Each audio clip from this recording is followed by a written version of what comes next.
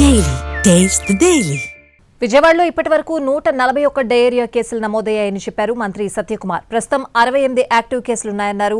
Diarrhoea ప్రబలడానికి గల కారణాలను కనుగొనే ప్రయత్నం చేస్తున్నామన్నారు. బుడమేరు ప్రాంతం కనుక భూగర్భ జలాలు కలుషితమయ్యాయని అనే కోణంలో కూడా టెస్టులు చేస్తున్నామని అన్నారు. ప్రజలు ఆందోళన చెందాల్సిన అవసరం లేదన్నారు మంత్రి సత్యకుమార్.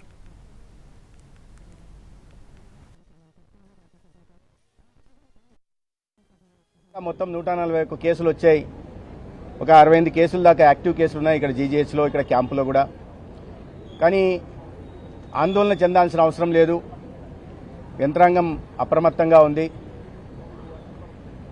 కానీ కొన్ని వదంతులు అక్కడక్కడ ఎవరో మరణించినట్టుగా అటువంటి వస్తున్నాయి. ఒక్కటి కూడా మార్టాలిటీ కేసు లేదు గత 4 రోజులుగా, రాదు కూడా. వీటిని అనేక రకాల వాటర్ శాంపిల్స్ని, స్టూల్ని కూడా శాంపిల్స్ తీసుకోవడం, పరీక్షల కోసం పంపడం జరిగింది.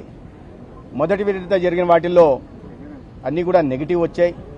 రెండో విడత కూడా మళ్ళీ పంపడం జరిగింది. బ్యాక్టీరియాలజికల్, బయోలాజికల్, మైక్రోబియల్ టెస్టుల కోసం పంపించడం జరిగింది. ఇవాళ ఆ రిపోర్ట్లు కూడా రావాల్సింది. వాటి వచ్చిన తర్వాత దీన్ని మరి కాస్త కూలంకుషంగా పరిశీలించి కారణాలు ఎక్కడున్నాయి, నీరు ఎందుకు, బుడమేరు ప్రాంతం భూగర్భ జలాలు కూడా కలుషితమైనాయా, అటువైపు నుంచి ఏదన్నా ఈ ఆర్ఓ ప్లాంట్ల నుంచి నీరు తాగడం వల్ల వస్తుందా అనే విషయాన్ని గమనిస్తూ ఉన్నాం. అయితే ఈ పరీక్షల రిపోర్ట్లు వచ్చిన తర్వాత వీరి మీద ఒక నిర్ణయం తీసుకుని దానికి తగిన విధంగా